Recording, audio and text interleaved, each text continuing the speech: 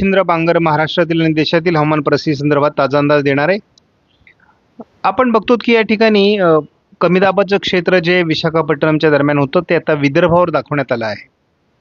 काल आणि रात्री देखील विदर्भामध्ये खूप मोठं पाऊसमान होतं, परंतु आता हवामानात मोठा बदल झाला आहे।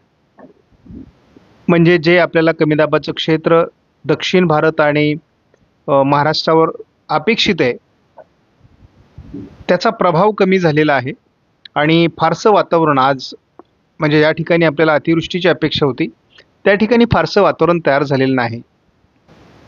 पूर्व भारतामध्ये जे कमी दाबाचं क्षेत्र होतं ते काही अंशाने या ठिकाणी आपल्याला बिहारच्या, छत्तीसगडच्या आणि मध्य प्रदेशच्या काही भागावर केंद्रित झालेले दिसते। महाराष्ट्रामध्ये मात्र मेघगर्जना जरी होत असली तरी अतिशय तुरळक प्रमाणामध्ये आहे। मात्र विदर्भावर असलेल्या कमी दाबाच्या क्षेत्रामुळे यदा कदाचित रात्री पाऊस वाढू शकतो काही भागामध्ये असा अंदाज आहे। कारण आज मॉडेलचा अंदाज आत्तापर्यंत तरी फारसा प्रभावी ठरलेला नाही। रात्री काही पाऊस होईल का त्याच्यावर त्या अंदाजाचा परिणाम कळणार आहे आणि उद्या मात्र पुन्हा या अंदाजासंदर्भात आपल्याला अलर्ट देण्यात आलेला आहे। अतिवृष्टीचा अलर्ट मराठवाडा, मध्य महाराष्ट्र, पश्चिम महाराष्ट्रामध्ये आणि कोकणामध्ये देखील 16 तारखेपर्यंत आहे। 17 तारखेनंतर मात्र महाराष्ट्राचा पाऊस कमी होणार आहे, भाग बदलत पावसाळी वातावरण राहील। 19 तारखेला थोडं विदर्भ आणि उत्तर महाराष्ट्रात पावसाचं वातावरण आहे, मात्र इतरत्र पावसाचं प्रमाण कमी होणार आहे। पुढे जवळपास 23 तारखेपर्यंत म्हणजे 20 तारखेपासून 23 तारखेपर्यंत फारसं वातावरण नाही आहे, परंतु 23 तारखेला एक हलकं कमी दाबाचं क्षेत्र विदर्भ मराठवाड्यात पावसाळी परिस्थिती निर्माण करू शकतं असा अंदाज आहे आणि 24लाही महाराष्ट्रात पुन्हा पावसाळी परिस्थिती निर्माण होऊ शकते असा JFSचा अंदाज आहे। मात्र आपण एकूणच बघतो की या दरम्यान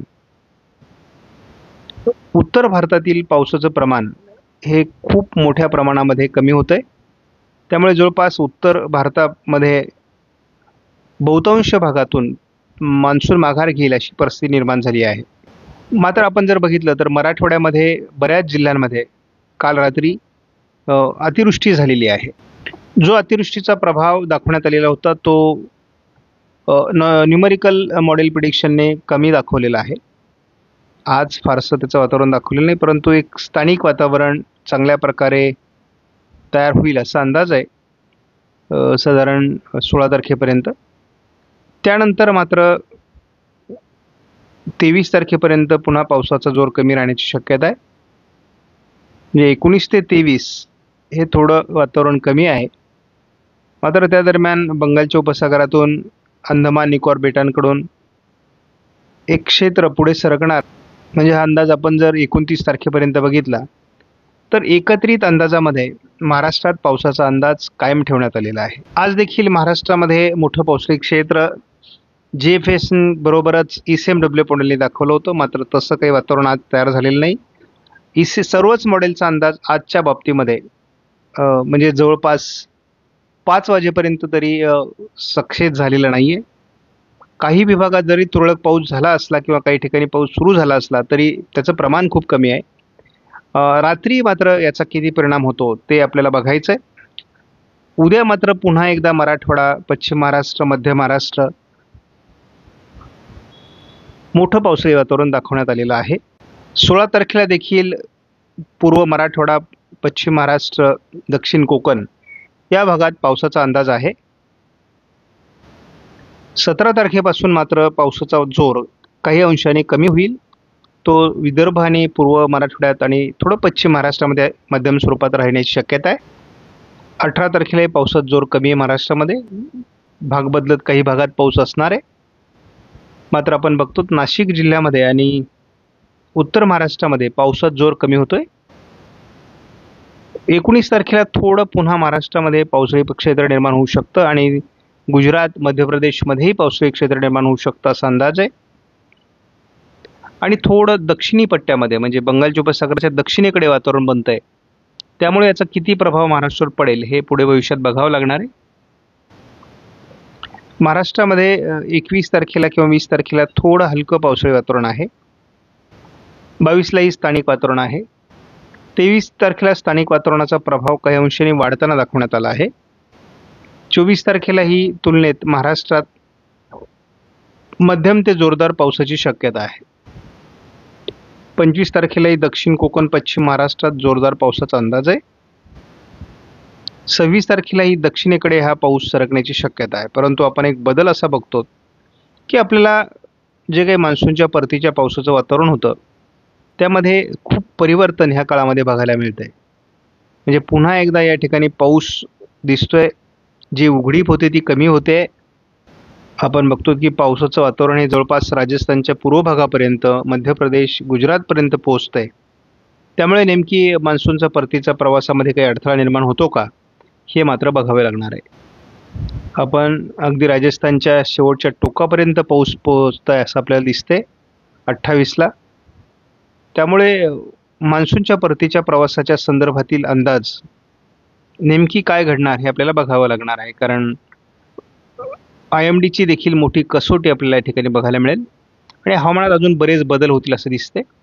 महाराष्ट्रामध्ये मात्र 26, 27, 28 भाग बदलत पावसाची शक्यता राहणार आहे. 28, 29ला थोडं महाराष्ट्रात पुन्हा नवीन वातावरणामुळे पावसाचं प्रमाण वाढू शकतं असा अंदाज आहे.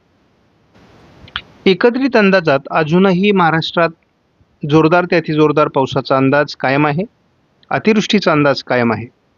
त्यामुळे आणखी कमी दाब तयार होणं आणि परतीच्या पावसामध्ये जे विभाग सुटलेले आहेत, खास करून पर्जन्य छायेचे प्रदेश असेल किंवा पश्चिम महाराष्ट्र, मराठवाडा असेल, ज्या भागात पाऊस झालेला नाही त्याही भागात पाऊस होईल. म्हणजे सर्व शेतकऱ्यांची गरज भागेल एवढा पाऊस पडण्याची शक्यता नक्की आहे. काही विभागात अतिवृष्टी झालेली आहे, त्या ठिकाणी शेतकरी पावसाला कंटाळलेले आहेत. मात्र त्याही विभागात पावसाचा अंदाज असल्यामुळे काही ठिकाणी पिकांचं नुकसान देखील परतीचा पाऊस करू शकतो असा अंदाज आहे. त्यामुळे जशी संधी मिळेल, जशी उघडीप मिळेल तसं काढलेली पिकं ताब्यात घेण्याचा शेतकऱ्यांनी प्रयत्न करणं आवश्यक आहे. आपण बघतो की नाशिक विभागामध्ये आणि मराठवाड्यामध्ये जरी मॉडेलने पाऊस दाखवला असला तरी या भागावर सध्या तरी फार पावसाळी प्रभाव निर्माण झालेला नाहीये. मात्र रात्री बीड, परभणी, नांदेड, हिंगोली परिसरात किंवा लातूर परिसरामध्ये जोरदार पावसाचा अंदाज देण्यात आला आहे. साधारण या पहिल्या चक्राकार स्थितीचा प्रभाव हा 15-16 पर्यंत राहील. 17 तारखेपासून महाराष्ट्रातला पावसाचा जोर उत्तर महाराष्ट्र, नाशिककडून कमी होणार आहे आणि तो मध्य महाराष्ट्र, पश्चिम महाराष्ट्र, विदर्भ असा राहणार आहे. तसा कोकणातही पावसाचा जोर कमी राहणार आहे. 18 तारखेला देखील आपण बघतो की मराठवाड्याचा उत्तरेकडील भाग, उत्तर महाराष्ट्र, नाशिकसह आणि विदर्भातील पावसाचा जोर कमी होणार आहे. केवळ पश्चिम महाराष्ट्र आणि दक्षिण कोकण, मध्य महाराष्ट्रातच पावसाचा अंदाज आहे. या मॉडेलने केवळ पर्जन्य छायेच्या प्रदेशामध्ये आपल्याला 19ला पाऊस दाखवलेला आहे आणि रात्री उशिरा हा थोडा मराठवाड्याकडे सरकण्याची शक्यता आहे. पुन्हा एकदा थोडं उत्तर महाराष्ट्र, मराठवाडा आणि मध्य महाराष्ट्रात पावसाचं वातावरण 20ला दाखवण्यात आलं आहे. 21ला देखील थोडं नाशिकसह पुणे, सातारा, अहिल्यानगर पश्चिम आणि पालघर, ठाण्यामध्ये पूर्व भागात पाऊस असण्याची शक्यता आहे.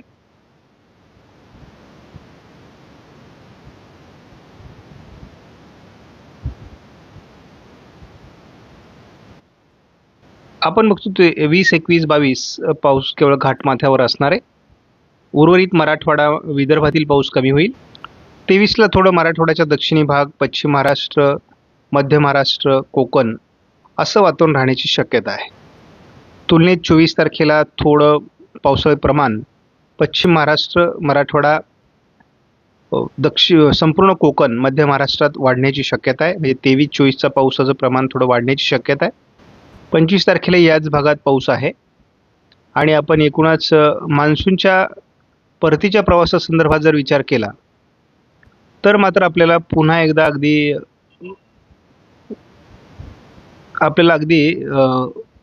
या भागात पुन्हा पावसाळी वातावरण तयार होताना दिसते. त्यामुळे मान्सूनचा परतीच्या प्रवासामध्ये अडथळे निर्माण होऊ शकतात असा अंदाज आहे. त्यामुळे भारतीय हवामान खात्याने उद्या पावसाचा परतीचा प्रवास सुरू होईल असं सांगितलेलं आहे आणि आपण त्याला फॉलो करणार आहोत. एक नवीन कमी दाब हा भुवनेश्वरच्या दरम्यान 25-26ला तयार होऊन थोडा मध्य भारताकडे सरकतोय आणि तो महाराष्ट्राच्या उत्तरेकडून गुजरातकडे सरकण्याची शक्यता आहे आणि त्यामुळे महाराष्ट्राच्या उत्तरेकडील भागात पुन्हा पावसाचा अंदाज देण्यात आलेला आहे. मात्र आपण सारांश स्वरूपात सांगायचं झालं तर या सर्व मॉडेलचा अर्थ असाच आहे की आता पावसाचं प्रमाण हळूहळू कमी होत आहे